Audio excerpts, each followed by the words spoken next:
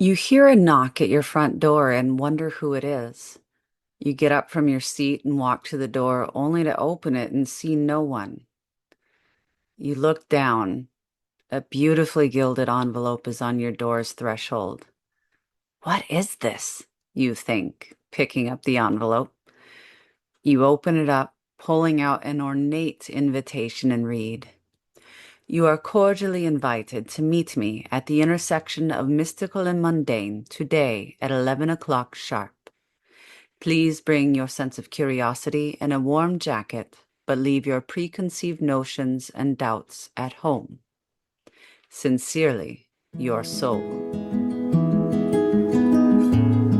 Hello, I am Lydia Lazara, founder of Questions Authority Coaching. I am a teacher, an embodiment coach, intuitive, and yoga instructor.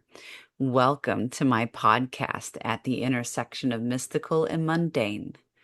This is the place where I want to experience life from.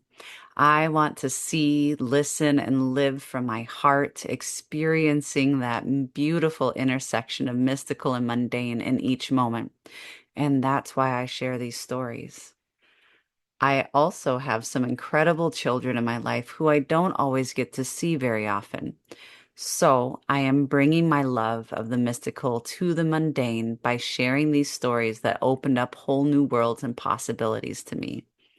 I invite you to snuggle in with your favorite child or children and listen along as we travel together to the intersection of mystical and mundane. I dedicate this podcast to Nora, Kitty, Josie, Jiva, Anne, and Liara. I hope you enjoy these stories as much as I do. Keep playing, keep exploring, keep imagining, and never get boring. I love you.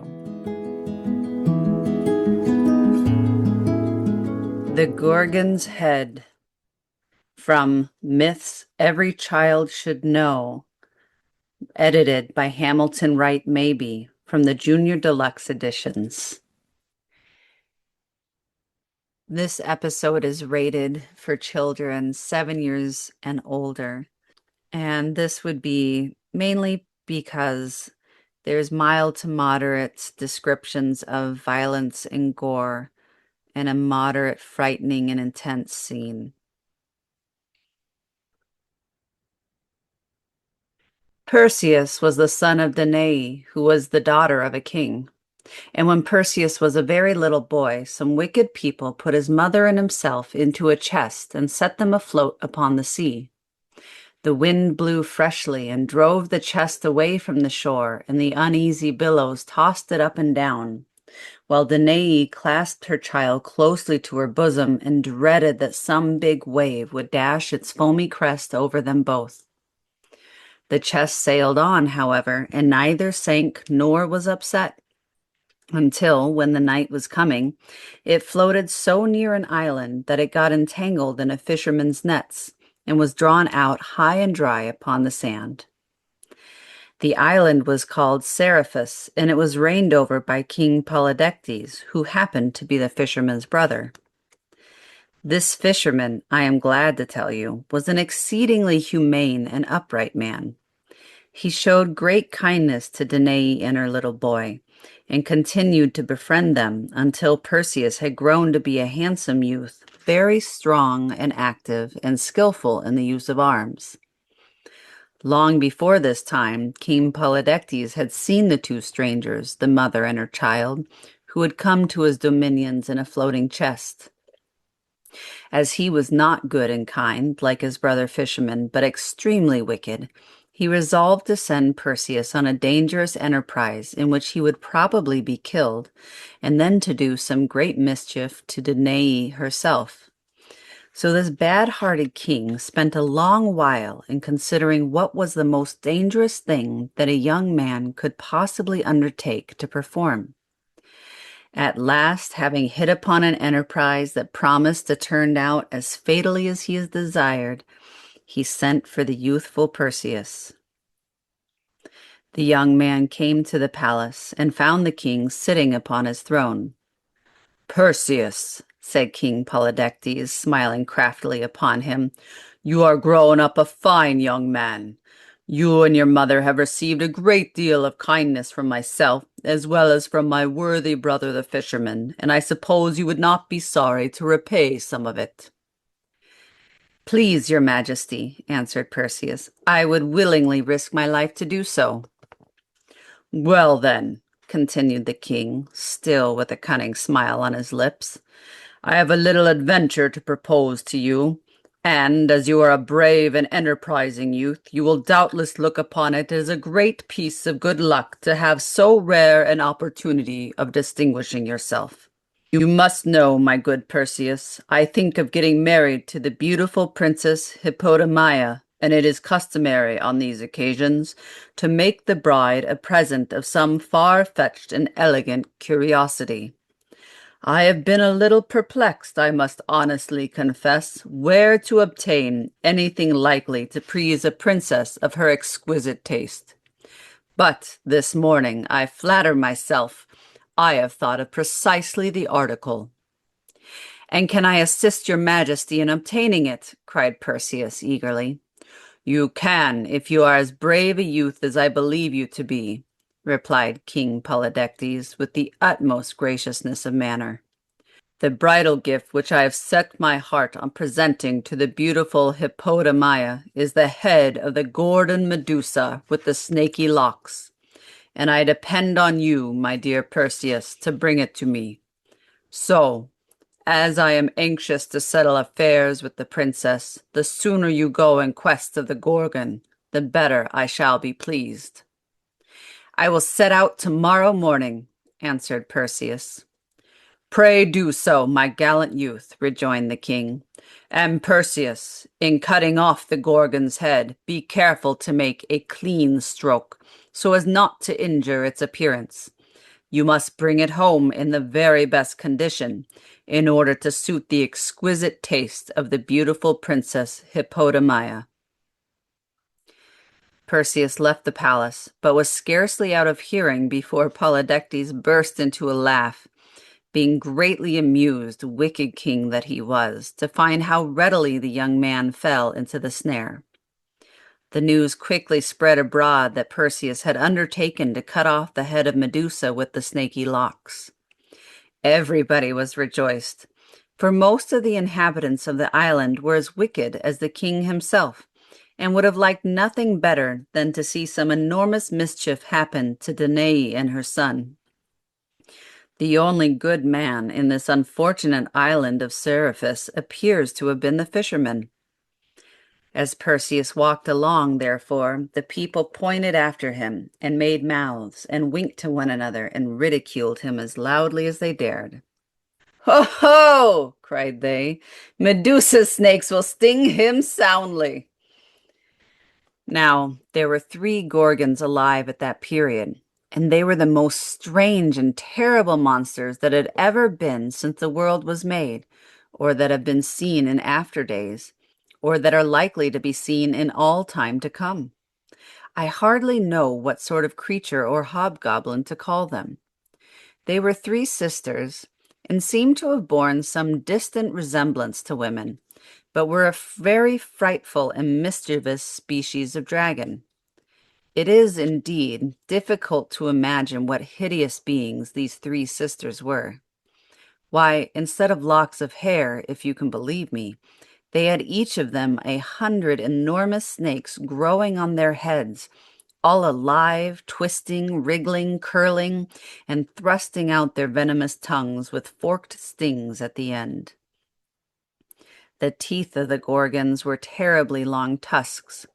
Their hands were made of brass, and their bodies were all over scales, which, if not iron, were something as hard and impenetrable. They had wings, too, and exceedingly splendid ones, I can assure you, for every feather in them was pure, bright, glittering, burnished gold, and they looked very dazzling, no doubt, when the Gorgons were flying about in the sunshine. But when people happened to catch a glimpse of their glittering brightness aloft in the air, they seldom stopped to gaze, but ran and hid themselves as speedily as they could. You will think, perhaps, that they were afraid of being stung by the serpents that served the Gorgons instead of hair, or of having their heads bitten off by their ugly tusks, or of being torn all to pieces by their brazen claws. Well, to be sure, these were some of the dangers, but by no means the greatest, nor the most difficult to avoid. For the worst thing about these abominable Gorgons was that if once a poor mortal fixed his eyes full upon one of their faces, he was certain, that very instant, to be changed from warm flesh and blood into cold and lifeless stone. Thus, as you will easily perceive, it was a very dangerous adventure that the wicked King Polydectes had contrived for this innocent young man. Perseus himself, when he had thought over the matter, could not help seeing that he had very little chance of coming safely through it, and that he was far more likely to become a stone image than to bring back the head of Medusa with the snaky locks. For, not to speak of other difficulties, there was one which it would have puzzled an older man than Perseus to get over. Not only must he fight with and slay this golden-winged, iron-scaled, long-tusked, brazen-clawed, snaky-haired monster, but he must do it with his eyes shut, or, at least, without so much as a glance at the enemy with whom he was contending. Else, while his arm was lifted to strike, he would stiffen into stone and stand with that uplifted arm for centuries, until time and the wind and weather should crumble him quite away. This would be a very sad thing to befall a young man who wanted to perform a great many brave deeds, and to enjoy a great deal of happiness in this bright and beautiful world. So disconsolate did these thoughts make him that Perseus could not bear to tell his mother what he had undertaken to do. He therefore took his shield, girded on his sword, and crossed over from the island to the mainland, where he sat down in a solitary place and hardly refrained from shedding tears. But while he was in this sorrowful mood, he heard a voice close beside him. "Perseus," said the voice, "why are you so sad?" He lifted his head from his hands, in which he had hidden it, and behold, all alone as Perseus had supposed himself to be, there was a stranger in the solitary place. It was a brisk, intelligent, and remarkably shrewd-looking young man, with a cloak over his shoulders, an odd sort of cap on his head, a strangely twisted staff in his hand, and a short and very crooked sword hanging by his side. He was exceedingly light and active in his figure, like a person much accustomed to gymnastic exercises and well able to leap or run. Above all, the stranger had such a cheerful, knowing, and helpful aspect, though it was certainly a little mischievous into the bargain, that Perseus could not help feeling his spirits grow livelier as he gazed at him. Besides, being a really courageous youth, he felt greatly ashamed that anybody should have found him with tears in his eyes like the timid little schoolboy, when, after all, there might be no occasion for despair. So Perseus wiped his eyes and answered the stranger pretty briskly, putting on as brave a look as he could. "I am not so very sad," said he, "only thoughtful about an adventure that I have undertaken." "Oh-ho!" answered the stranger. "Well, tell me all about it, and I may be of service to you. I have helped a good many young men through adventures that looked difficult enough beforehand. Perhaps you may have heard of me. I have more names than one, but the name of Quicksilver suits me as well as any other. Tell me what the trouble is, and we will talk the matter over and see what can be done." The stranger's words and manner put Perseus into quite a different mood from his former one. He resolved to tell Quicksilver all his difficulties, since he could not easily be worse off than he already was, and, very possibly, his new friend might give him some advice that would turn out well in the end. So he let the stranger know, in few words, precisely what the case was. How that King Polydectes wanted the head of Medusa with the snaky locks as a bridal gift for the beautiful Princess Hippodameia, and how he had undertaken to get it for him, but was afraid of being turned into stone. "And that would be a great pity," said Quicksilver with his mischievous smile. "You would make a very handsome marble statue, it is true, and it would be a considerable number of centuries before you crumbled away. But on the whole, one would rather be a young man for a few years than a stone image for a great many." "Oh, far rather!" exclaimed Perseus, with the tears again standing in his eyes. "And besides, what would my dear mother do if her beloved son were turned into stone?" "Well, well, let us hope that the affair will not turn out so badly," replied Quicksilver in an encouraging tone.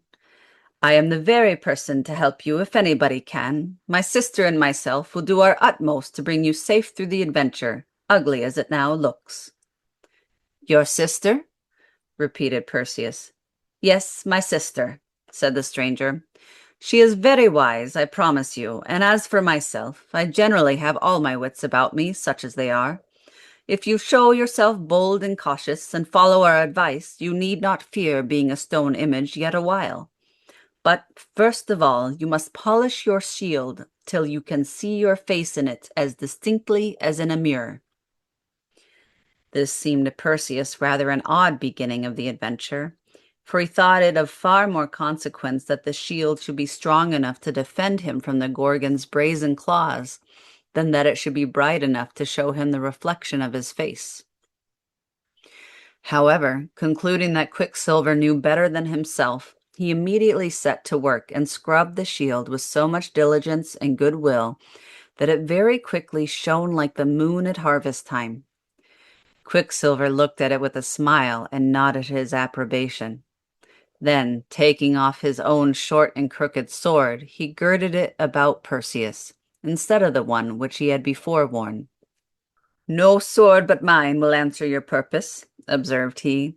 "The blade has a most excellent temper, and will cut through iron and brass as easily as through the slenderest twig. And now we will set out. The next thing is to find the 3 gray women, who will tell us where to find the nymphs." "The 3 gray women!" cried Perseus, to whom this seemed only a new difficulty in the path of his adventure.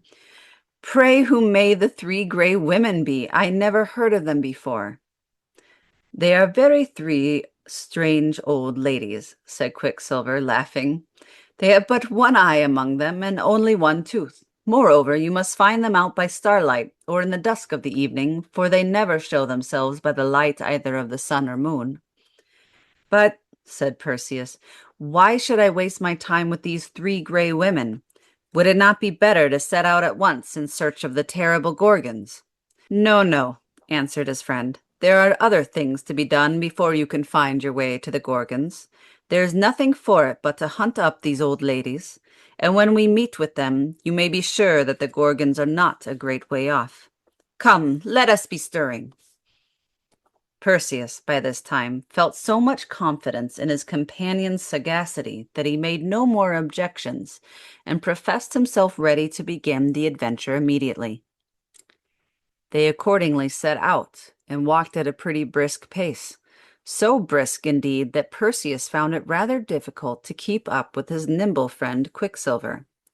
To say the truth, he had a singular idea that Quicksilver was furnished with a pair of winged shoes, which, of course, helped him along marvelously.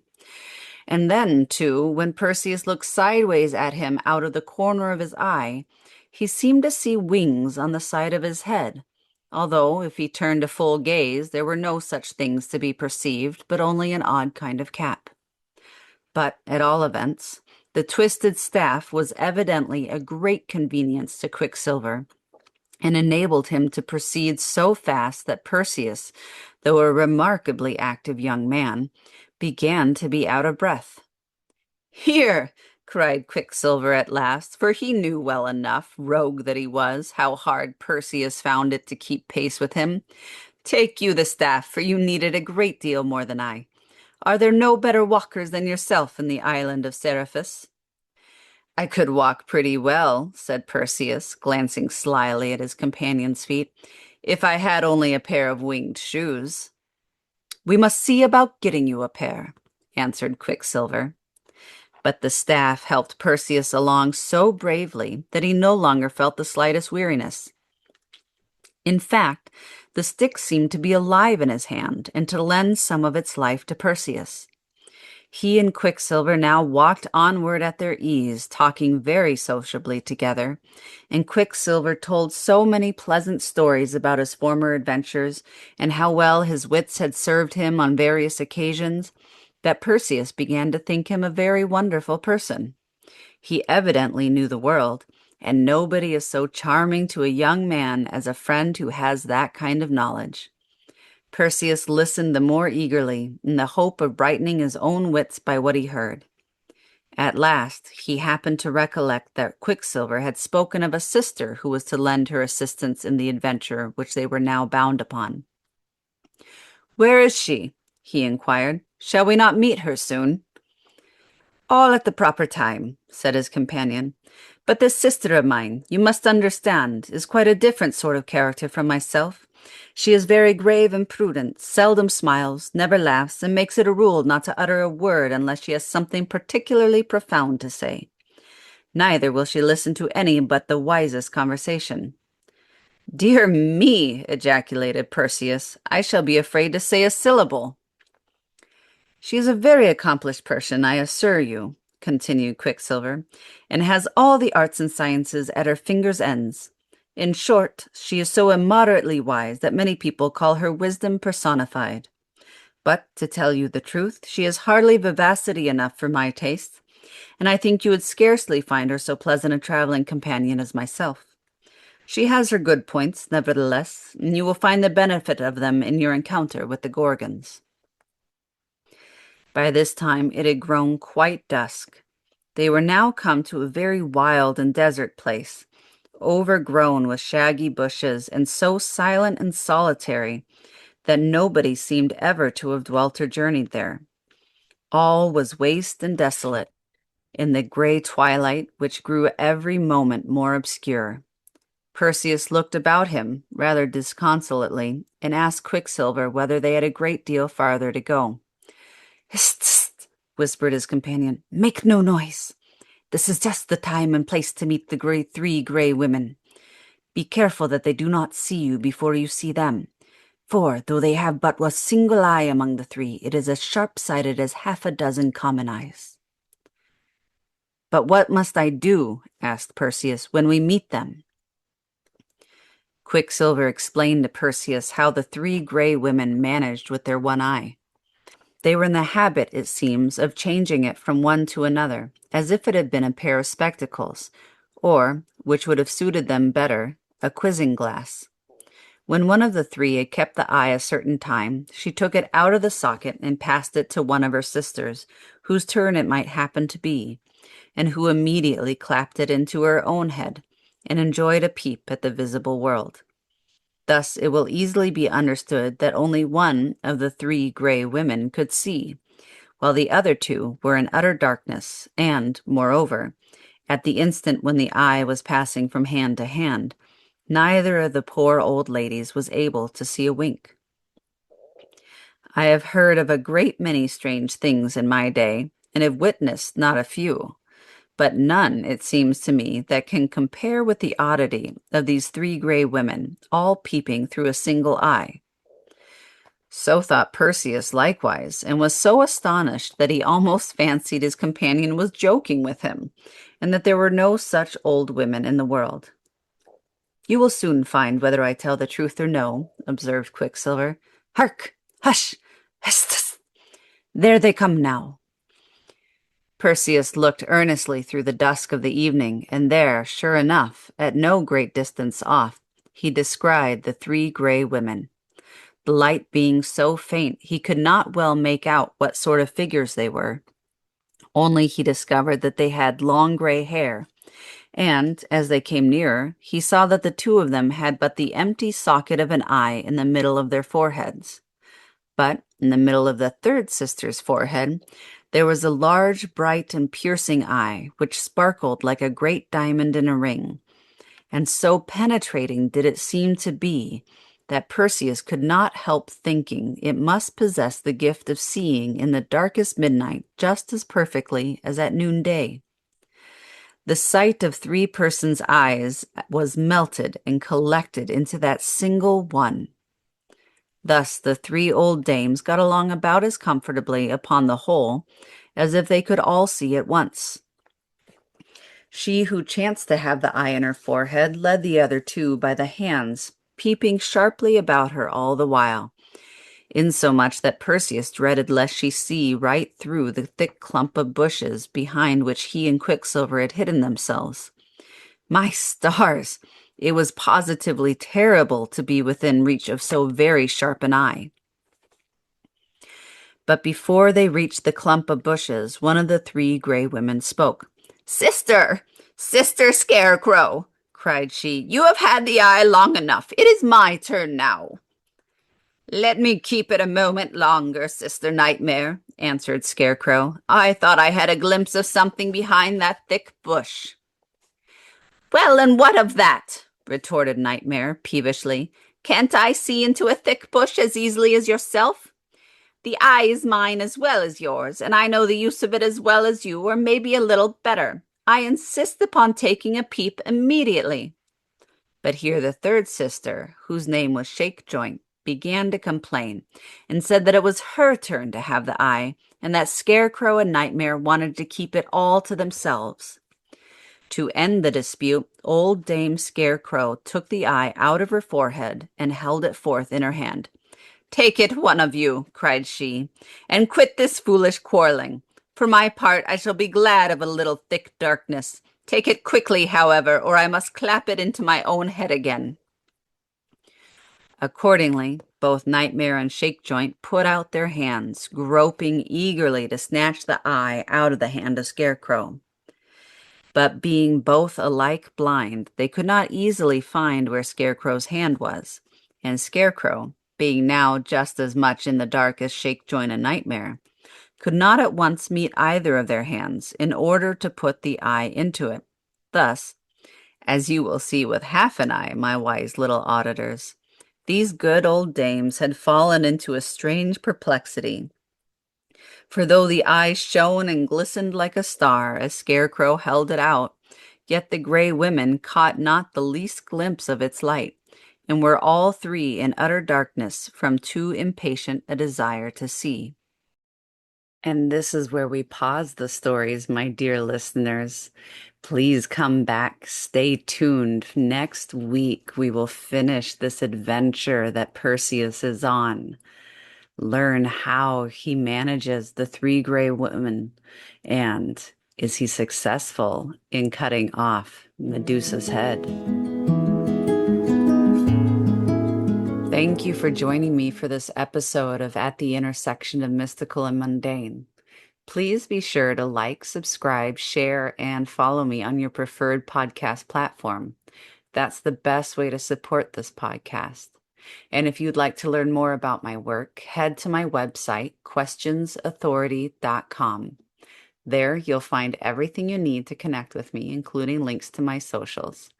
I also want to extend a personal invitation to you to join my free online community called Embodied. We meet each week live on Zoom, and all calls are recorded and posted in the membership portal. And you can also find in the membership portal yoga sequences, guided meditations, downloadable resources, and audio somatic practices to help you on your spiritual journey.